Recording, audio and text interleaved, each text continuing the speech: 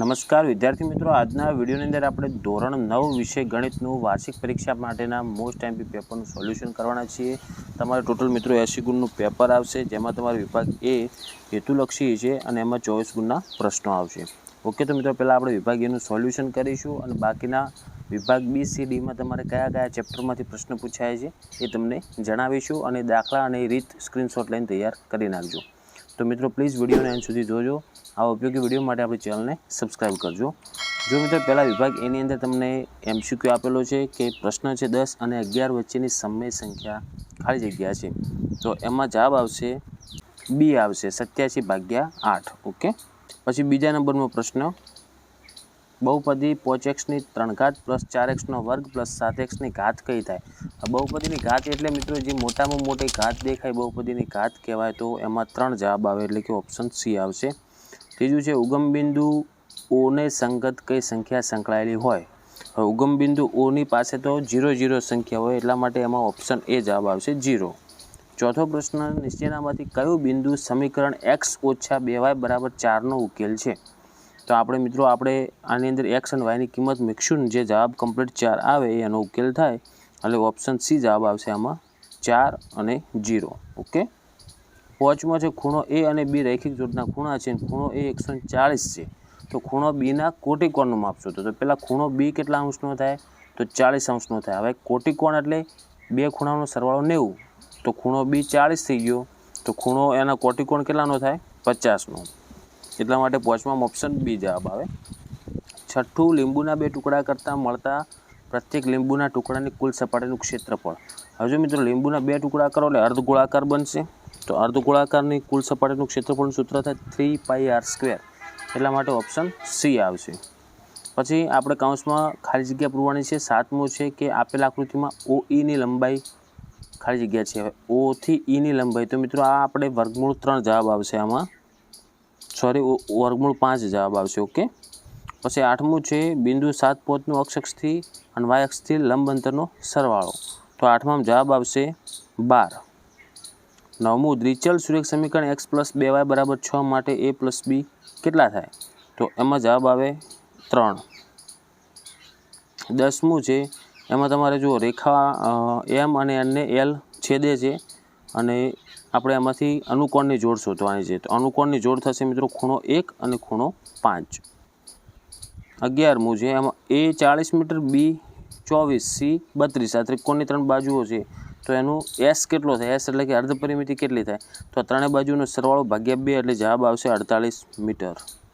12મો, આવૃત્તિ બહુકોણમાં x અક્ષ પર ખાલી જગ્યા દર્શાવવામાં આવે। હવે આવૃત્તિ બહુકોણમાં x અક્ષ ઉપર મિત્રો મધ્ય કિંમત દર્શાવવામાં આવે છે। ખરા ખોટા જણાવવાનું। જેમાં 13મું છે કે દરેક અસમય સંખ્યા એ વાસ્તવિક સંખ્યા છે, તો એ ખરું આવશે। 14મું છે px = 3x² + 5 કૌંસની બહાર 4 નો ઘાત 2 થાય, આનો ઘાત 2 ના થાય મિત્રો, કારણ કે 8 થશે, તો વિધાન ખોટું આવશે। ઓકે, પછી 15મું, ઘન પદાર્થને 3 પરિમાણ હોય તો આ ખરું આવશે। 16મું, જો ત્રિકોણ એબીસી એકરૂપ PQR હોય તો PR = AB થાય, તો આ વિધાન ખોટું થશે, કારણ કે PR બરાબર શું થાય? AC થાય। અને 17મો કે ગણિતશાસ્ત્રી થેલ્સના ખ્યાતનામ વિદ્યાર્થીનું નામ જણાવો, તો એનો જવાબ આવશે મિત્રો પાયથાગોરસ। 18મું છે રેખા એલ અને એમ સમાંતર છે અને એન એ બંનેની છેદિકા છે, તો છેદિકા દ્વારા અંતઃયુગ્મકોણની કેટલી જોડ બનશે? તો એમાં અંતઃયુગ્મકોણની જોડ મિત્રો ટોટલ 2 બનશે। 19મો છે ત્રિકોણનું ક્ષેત્રફળ શોધવાનું હેરોનું સૂત્ર લખો, તો એમાં હેરોનું સૂત્ર લખવાનું આપણે વર્ગમૂળમાં s, કૌંસની અંદર s - a, બીજા કૌંસમાં s - b અને s - c।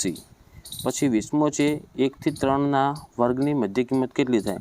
તો 2 થશે। પછી 21મું છે એમાં બહુપદી આપેલ છે, એનો ઘાત કેટલી થાય? તો મોટામાં મોટી ઘાત કેટલી છે? 3, તો 21માં c આવે। પછી 22મું છે એમાં xનો સહગુણક, તો xનો સહગુણક છે જ નહીં, એટલા માટે 0 આવશે, એટલે જવાબ એ આવશે।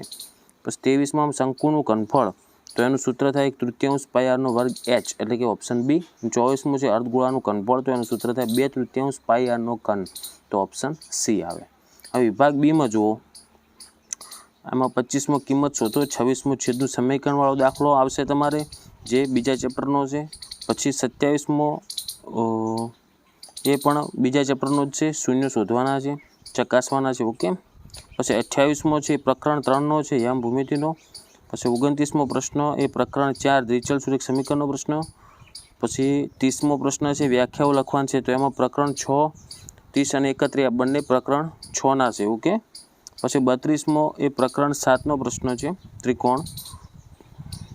33મો એ પ્રકરણ 9 વર્તુળ છે. 34, 35 અને 36 આ ત્રણેય પ્રશ્નો ક્રમશઃ 11મા પ્રકરણના છે, જેનું નામ છે પૃષ્ઠફળ અને ઘનફળ. તો મિત્રો આ આખું સંપૂર્ણ 11.1 થી 11.4 આપણી ચેનલમાં ગણાવેલ છે. તમારે જો શીખવા હોય, વિડીયો જોવા હોય તો એની લિંક નીચે ડિસ્ક્રિપ્શનમાં મૂકી દઈશું. ઓકે. પછી હવે આગળ આપણે વિભાગ સી, જેમાં તમારે જો P/Q વાળો પ્રશ્ન પૂછાશે, એ પહેલા પ્રકરણનો છે. પછી 39મો એ પ્રમેય છે. આ પ્રમેય પણ આપણે ગણાવેલ છે, એની પણ લિંક નીચે ડિસ્ક્રિપ્શનમાં મૂકી દઈશ, જોઈ નાખજો. 40મો પ્રશ્ન તમારે એ પણ છઠ્ઠા પ્રશ્નનો જ છે, છઠ્ઠા પ્રકરણનો. પછી 41, 42 એ 8મા 9મા પ્રકરણના છે.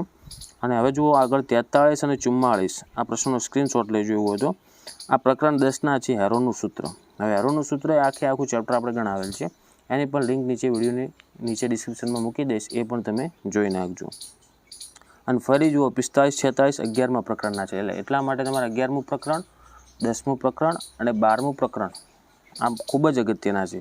એટલે એના પણ વિડીયો તમારે જોવું હોય, શીખવું, નીચે ડિસ્ક્રિપ્શનમાં લિંક મૂકીશ, જોઈ નાખજો. પછી વિભાગ ડી, એમાં તમારે 47મો બીજા પ્રકરણનો છે નિત્ય સમૂહ પરથી.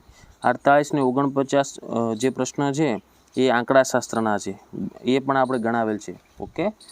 અને 50મો પ્રશ્ન, 51મો પ્રશ્ન આ બે 7મા પ્રકરણના છે ત્રિકોણના. અને 52મો ને 53મો પ્રશ્ન એ 8મા પ્રકરણનો ચતુષ્કોણનો. અને 53, 54 એ 9મા પ્રકરણના પ્રશ્નો છે. ઓકે. તો આ પ્રકરણ મુજબ તમે તૈયારી કરજો. તમારે લખવાનું આવશે કોઈ પણ 7 પ્રશ્નોમાંથી ટોટલ તમારે 5 પ્રશ્નોના જવાબ લખવાના રહેશે. ઓકે. તો આ પ્રમાણે તમે તૈયારી કરજો, કયા ચેપ્ટર તમને ઇઝી પડે છે. અને મેં તમને કીધું એમ અગાઉ પ્રકરણ 10 હેરોનું સૂત્ર, પ્રકરણ 11 પૃષ્ઠફળ ઘનફળ અને પ્રકરણ 12 આંકડાશાસ્ત્ર અને પ્રમેય 6.1 આ બધું આપણે ગણાવેલ છે. તમને આવડી જાય એટલે ઇઝી મેથડથી. તો એની લિંક તમને વિડીયો નીચે ડિસ્ક્રિપ્શનમાં મળી જશે, તો એક્ઝામ પહેલાં એકવાર જોઈ નાખજો.